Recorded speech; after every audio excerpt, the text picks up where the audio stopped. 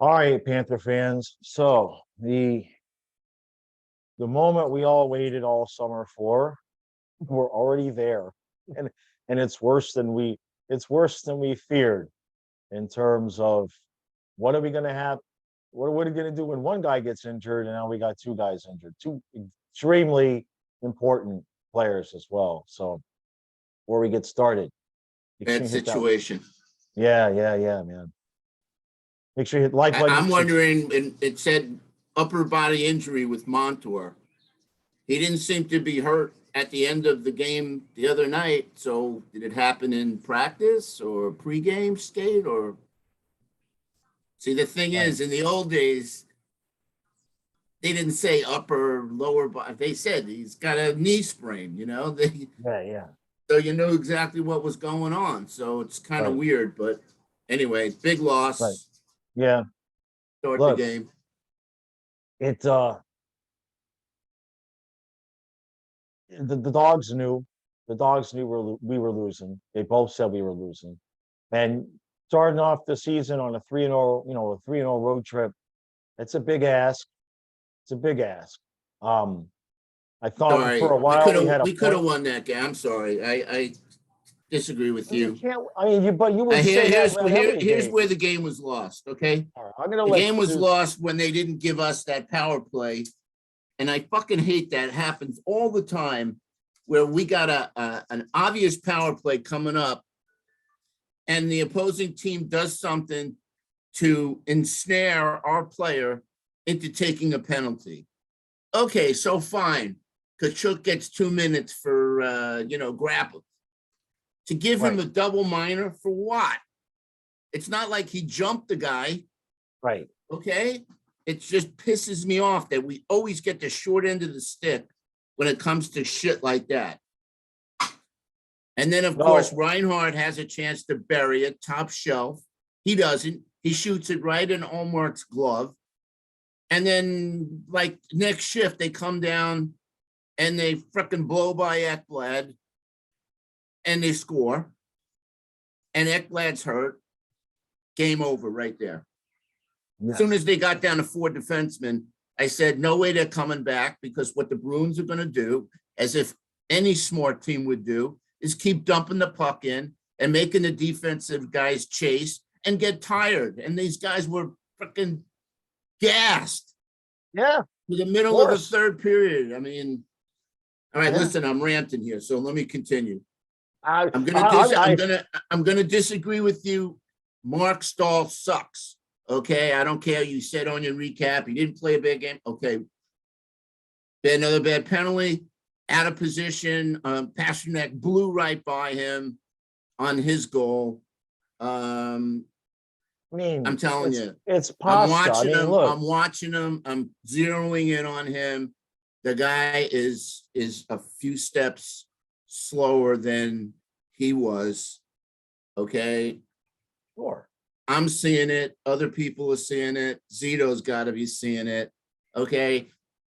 He didn't have a good game. All right. I mean, what was his plus or minus? 3? Well, I mean, even I'm not a big big plus or minus guy, especially, when you're down to 4 defensemen and what, 2 of the goals, 3 of the goals, how many of the goals were scored in the third period? He's not playing good. I'm sorry. We Well, can listen. hey, We can agree to disagree. right. We usually agree on things, but we're going to disagree on this. Mark Stahl sucks. He needs to go. Well, let's put it this way. Bring Carlson up and give Carlson a really good shot. I'm not going to torture myself like I have in years past, because Mark Stahl ain't going anywhere, bro. You may end up right in the end, and there's a lot of mixed opinions about his play, but our coach loves him, and it is what it is. Maurice likes playing. He likes his veterans. Right. Listen, I'm allowed to my opinion. That's all I'll say. From what I see, he's not doing us any good. Well, that's all. I'm sure we'll hear from people. We could have won that game last night, by the way. Before that whole thing, before that, that goal, and it was what, right after the power play ended? We were on a power play? Yeah, it was right after. Yeah, yeah, okay. yep, Yeah, it yep, was a yep. bad pass, and I love how we came back, Right. and to the end, we fought to Yeah. the end, which was valiant effort. But Yes. then Kachuk makes a bone ass cross ice pass, Well, let's not which is forget that 95% always intercepted, and an empty net goal is scored. I just don't understand what he was thinking on that one. But well, he was thinking it was just a few seconds left. Remember that whole sequence started when Barkov lost the puck at the blue line, like he's prone to do. That's why he's not usually running the power play. But Ekblad out, Montour out. Got to have somebody, you basically got to put Barkov back there as an extra defenseman. And we saw last year, he might be a really good defensive forward, but he's a lousy defenseman. He's not good at holding that puck in at the blue line. while I'm on my rant, Go ahead. Go ahead. while we're on the subject of Alexander Barkov, our captain, MIA. Right. Where's Barky? Where's Barky? What is it with this kid? Unbelievable. Now I made a point to you yesterday, and I'm going to make it again. He's our captain, right? Mm-hmm. So and they happen to be, I think, on that Kachuk 4-minute deal. Yeah, I know what you're going to say. Who's out there talking to the referees? Bergeron, the captain of the Bruins. Right. And Patrick Hornquist, who doesn't even have an A. He shouldn't even be there technically because he doesn't have the A on his sweater. What is that? Where's Alexander Barkov, our captain, supposed captain? Is he captain because he's got the fucking C on his chest? Hey, Stu. Okay, I'm just. What time did you wake up this morning? Listen, man. I hadn't even started drinking my coffee. This is just, I'm fired up this morning because I'm laughing because while it was happening on the stream, I was saying, if you go back, I was saying, people, look who's out there. That's Hornquist. It's not Barkov. And I even mentioned that Hornquist doesn't even have the A. So we have been his biggest supporter, and we both said there's no way you trade Patrick Hornquist. No. And he's playing good too. And he's playing good. I know. But, and on the other hand, the reason why we have Mark Stahl is because we didn't want to get rid of Patrick Hornquist. I mean, there's no other way to put it. Mathematically, we could have gotten rid of Hornquist and gotten a legitimate second pairing defenseman with that money. And so you win some and you lose some. You know what I mean? Remember, Mark Stahl's making $800,000. So it's not the money. It's just that I see him as a liability. That's all. I'm gonna get off that subject. Still, if we're healthy, okay, if we're healthy, we have one answer, and that's Lucas Carlson, right? But that's it. So I mean, you could waive Stahl, send him to the minors. Is he going to retire if we do that? I don't see that happening because Coach. Yeah, you can't send him to the minors. Number one, that's a big insult. Right. I mean, you can see it with, Del Zotto obviously has taken it. And what is he going to say? I mean, he wants to get a paycheck, but. Right. Well, Del Zotto never signed I want to get back to the Barkov thing because this is very upsetting. And it's very upsetting to hear goalies say something about, the top line is not produced. I told you the Bennett, Kachuk, Balsers line is our top line now. Okay, the Barkov line, there is no Barkov line. We don't have a right wing for him, and Reinhart is not working with him. You can see it. There was a sequence at the end of the game where there was, would have been a simple pass from either one of the two, and it just missed. It was like an easy, like if it was Huberdeau, it would have been right on the middle of his tape, but. Right. And for Hagee, let me get a word in. Let me get a word in. The Barkov thing, we agree. Now, last year it took Q 2 games and 2 periods to pull Reinhart off of that line. Okay. Clearly, coach didn't have a lot of flexibility last night and were to move guys around because everybody was having to play extra minutes. I would be not surprised to see the swap that I've been asking for with in the home game. Put Reinhart back with Lundell and put White up top. White's got 2 goals. He's scoring goals. He looks ready to go.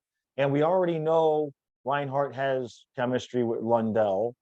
White fit in with Lundell too, but maybe White can fit in with Barkov as well, because it's the exact same thing. We said it. I mean, last year, those first couple of games, I mean, I think Barkov still had a goal, but it looked off. It was just not. It's either Barkov starting really slow, or something with Barkov and Reinhart just don't mix. So I'm hoping to see that change. Now, in terms of the We both said before the season started and we were putting out the lines, we said Luosterainen takes the place of Marchment. You leave Lundell and Reinhart together. Right. That's the third line. Right. I'm not even sure at this point in time you keep Verhaeghe and Barkov together. And I'm not going to bash him like I used to bash Trocheck, but again, Verhaeghe to me is a puck hog.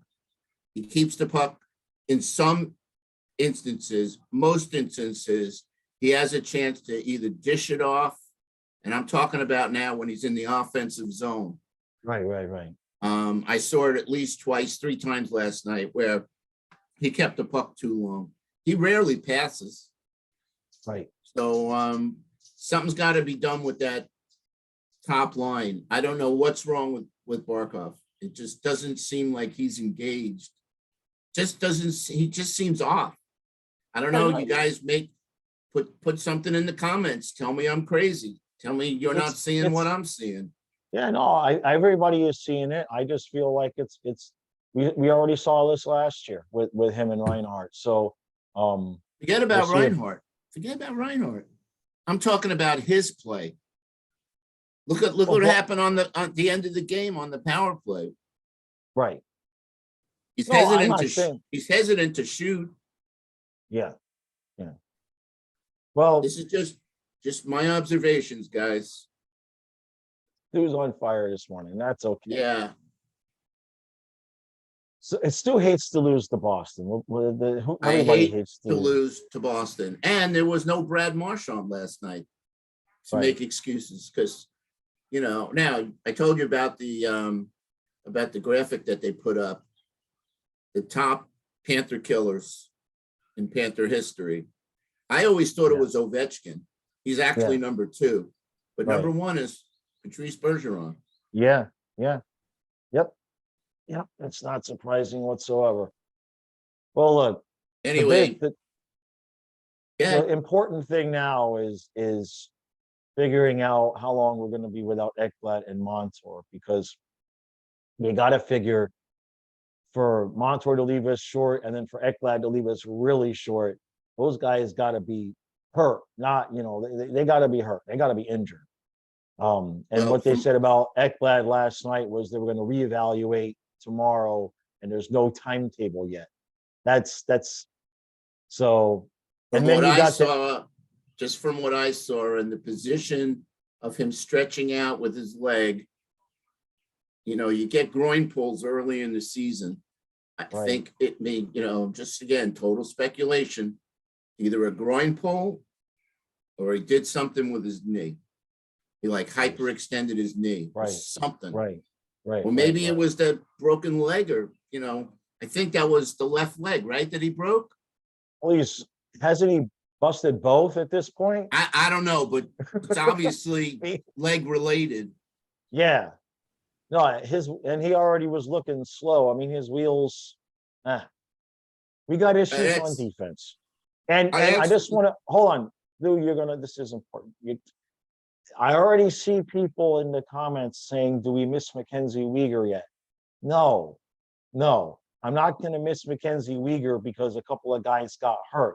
When we're healthy, especially if we put Carlson in for Stahl, I love our defense. This guy Mahura is good. Gudis looks like He's found the fountain of youth, and Ekblad Forsling is just fine if Ekblad could ever stay healthy. Another story entirely when it comes time to, re-up Ekblad here in a couple of years, but that's a little bit further down the road. But no, watching Matthew Tkachuk out there on the ice, I do not miss Mackenzie Weegar. So to answer everybody's question there, no, not. I agree. And Forsling can take that spot, just no problem. Now you lose Ekblad and Montour. We ain't going to win a lot of games if both of those guys are out. That's going to be a rough, because without Ekblad and Montour, your top pairing is going to be Forsling and probably Stahl, knowing Coach Maurice. I'm not saying what it should be. I'm saying what it will be. I don't think so. Two lefties. They both play the left side. I don't think that Well, that that's would what happen. he started with last night. That's what he started with last night. Was it? No. It was Ekblad. It was Ekblad with Stahl. The point is he put Stahl up on the top pair with Ekblad last night. Hold on. If you had to bring up Carlson and Kiersted. Says my battery's low, running low. Okay. So. All right, you plugging in? 21 minutes. All right, we'll see how long it lasts. If I get we should cut off, good. I get cut off. Right. So But, if you had to bring up Carlson and Kiersted, obviously you're going to put Kiersted and Gudas in the bottom pair, right? So now you don't have you got Forsling, you got Mahura is now going to have to play on the second pair, okay? And then you got Carlson, and who else? Who am I missing? Gudas? No, who am I missing? Stahl. It's God. Oh, like I said, I guess you can maybe put Carlson with Forsling, and then Kiersted with Gudas, and Stahl with Mahura. Oh, geez. It's a mess. It's gonna be rough. It's a mess. Listen, that's a mess. Here's how smart Gudas is. Foligno was goading him big time. And I think maybe under different circumstances, Gudas would have dropped him, and that would have been it. Yeah. But he realized he was already down. Now, this is before Ekblad got hurt, I believe. Right. Down to 5D. Gudas goes in the box for fighting. It's 4D. Right. So he showed tremendous restraint. Yeah. Because normally he wouldn't take that abuse. No, and in the third period, Forsling took a penalty, and we had to go with 3D for the 2 minutes. So look, it's a nightmare with It was a nightmare situation. This Mahura kid's pretty good. He's fine. He's just fine. He looks like a Carlson clone, which doesn't surprise me because he's the exact same size as Carlson. Yeah. Well, Carlson to me is the natural call-up. However, don't think that Maurice might tell Zito, I want Del Zotto up here because he's a veteran. So just keep that in mind. You might see Michael Del Zotto called up. Right. I don't think they like Carlson. I don't understand why. Obviously, if Zito didn't like him, he wouldn't be on the team anymore. Right, but right. Yeah. Carlson's a good player. Listen, we like Connaughton. They got rid of him. Yeah, we got rid of him. It doesn't matter what we think. Apparently. Obviously. So it sucks that we now have two right-handed defensemen out. You got maybe messes Montour, things up. If Montour can be back Wednesday, Forsling, Montour, Carlson, Stahl, Mahura, Gudas. Maybe it's going to be tough to win without those guys. We saw it last night. We knew injuries were going to play a big role because of the cap issues and all of that.